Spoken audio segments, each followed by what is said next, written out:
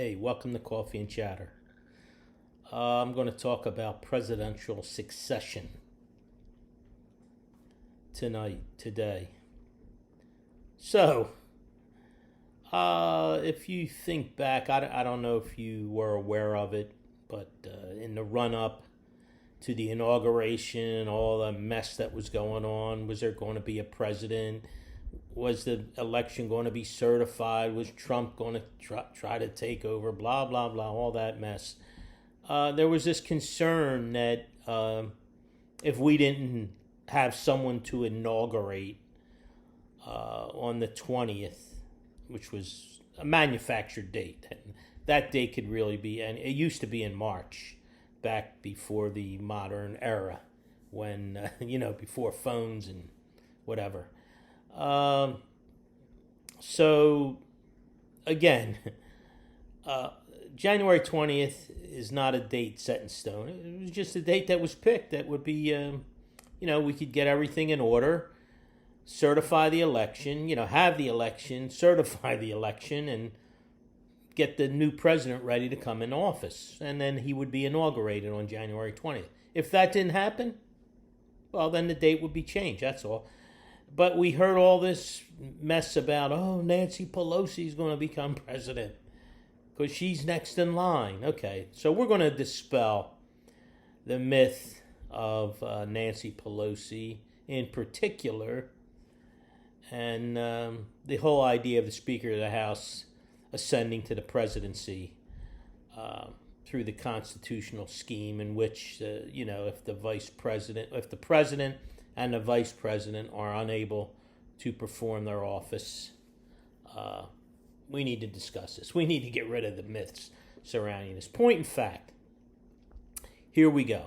No Speaker of the House has ever ascended to the presidency through the constitutional order of ascendancy or succession. Okay? In fact, James Polk was the only person who served as both Speaker of the House and President of the United States. But they were separate incidents. He was elected to the House of Representatives. He was then elected to be Speaker of the House. Later, at some later date, he ran for president. And he won the election, and he was elected president. The two had nothing to do with one another. There was no Speaker of the House that has ever been designated the president because of having no president or vice president. So how is it supposed to work? Here we go. The Speaker of the House, assuming or ascending to the presidency, only has reference to an emergency of some sort that either removed both the POTUS and the VPOTUS simultaneously, or due to some other circumstances in which they were both incapable of performing the duties required by their offices. Anything else, including an orderly removal of the president, brings the vice president to the presidency. Once the VP is sworn in as POTUS, that person now, as president, selects another vice president. Then that selection is submitted to the Congress, which Constitution requires a simple majority of both houses or both chambers to give approval for that selection. There is no situation in which the Speaker of the House becomes the vice president unless the president were to select the Speaker of the House for the office of the VP. And then the Speaker was approved by Congress, at which point he'd no longer be Speaker. But if the president, something happens to the president and she goes and the vice president becomes president, the Speaker of the House doesn't then move up to vice president. No, the president picks someone else. Okay, let's look at the reality of it. Let's think about probably one of the most convoluted issues we've gone through in recent times, the case of Richard Nixon, to clarify this situation, where we ended up with both a president and a vice president, neither of whom were elected by the populace. So what we have is we had Spiro T. Agnew, who was Richard Nixon's running partner, and then ultimately legally elected as vice president. He got involved in a scandal that basically resulted in his resignation from the office of vice president. So at that point, we had no vice president. Richard Nixon selected Gerald Ford as his VP. Ford was confirmed by the Congress. Subsequently, Nixon had his own scandal, Watergate. That took him down. And rather than put the country through a House impeachment and a Senate conviction, he resigned. Okay, so now we have no president. Ford became president. Ford, the unelected vice president, was sworn in as president of the United States. Speaker of the House didn't become vice president, no. Ford picked Nelson Rockefeller.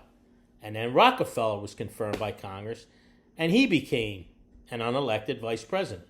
At that point, and that was December 1974, the U.S. had both an unelected president and vice president until the next election and inauguration in January of 1977. But there was never any point during that time that the Speaker of the House was going to become president. That's not how it works. All right, let's bring it home. If Joe Biden resigns, or through a 25th Amendment action, I guess, is deemed to be incapable, unable to fulfill his duties as President of the United States, and he is therefore removed from office, Kamala Harris ascends to the presidency. Once she's installed, sworn in as president, she selects a vice president to fulfill that position, a person to fulfill the position of vice president. That selection then goes to the Congress, both chambers, and requires just a simple majority in both chambers to be approved. Now, one glitch, maybe, for some people. I don't think it's a problem. We'll discuss it right now. The Senate is currently divided 50-50 between Dems and Repubs, right? Without a VP, so if Kamala becomes president, now we have no VP. She offers up a selection, and that person has to be confirmed, voted upon. In the House, it's not going to be a problem. Confirmation is going to come from the House. In the Senate, you need a simple majority. Well, there's 50 Dems, 50 Repubs, and there's no longer a tiebreaker vote. Normally, the vice president, as the president of the Senate, is the tiebreaker vote for any tie vote in the Senate. But there is no vice president. So now there's a potential of a 50-50 tie in the Senate. Can't get a confirmation with a 50-50 tie. But is that a problem? Come on. Does anyone think the current Senate would be a problem? You know, all you need is one to get the Democrat VP selection approved. What's the alternative? No VP, infighting in the Senate? I'm sure there would be any number of rhinos willing to vote with the Dems for the good of the country. Let's count the rhinos. Mittens Romney, Weeping Adam Kinzinger, Lisa Murkowski, Susan Collins, even Mitch McConnell, who I have no doubt would tell his members to vote for confirmation for the good of the country. Remember, they only need one crossover. 51-49, boom, it's over. And that's what would happen. So finally, there was never any time in the run-up to the inauguration of either Trump or Biden as the 46th president of the U.S. that anyone that knew anything about politics thought that Nancy Pelosi might have to assume the office of the presidency. Even in the case that we didn't have a president on January 20th because, I don't know, the election wasn't certified or, the Supreme Court intervened, whatever, that would not have necessitated the Speaker to ascend to the presidency. It would only have caused the deadline to be extended. So Trump would have remained president until it was resolved. So, there was no case that would have necessitated the speaker to assume the presidency. So there you have it, there it is, right? I can pretty much assure you that Nancy Pelosi will never become president of the United States. If we're lucky, she won't be Speaker of the House come January 2023. And if we're really fortunate, she won't even be an elected representative, and the 12th Congressional District of California will boot her out, and they'll have somebody new. Now, as a postscript, I want to add one other situation that came to mind after I wrote this up. That would be the assassination of JFK.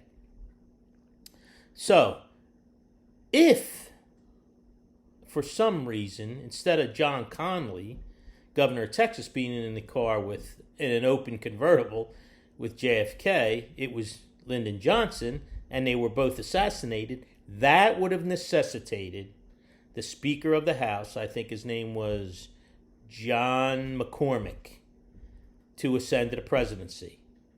However, what were the chances of Kennedy and Johnson being together like that in an open convertible, such a risky situation? Probably nil. That kind of stuff doesn't happen for that exact reason. They're not going to put the two leaders of the country in a risky situation like that and in danger of both of them being taken out at the same time, right? So what happened? Kennedy was assassinated.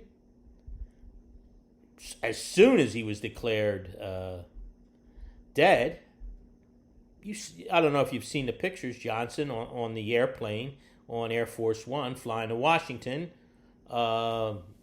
Jacqueline Kennedy right there by his side, and he was sworn in as president. We didn't have a vice president at the time. He later, or I'm sure forthwith, selected Hubert Humphrey to be his VP, who was confirmed. Look, with all the wrangling we have in the Senate over judges, federal judges, Supreme Court judges, that's one thing. You're not going to get much wrangling over filling, one of the top posts in the country, vice president. Nobody wants to have a situation where there's no vice president, something happens to the president, and the Speaker of the House, who's elected in one congressional district, granted, then elected by the Congress as to be the lead, but nobody wants that person to be president. Nobody ever voted for that person. So Congress or the Senate is not going to wrangle over a VP selection. They're going to confirm, for the most part, almost immediately. All right, that's it. Thanks for listening to Coffee and Chatter today.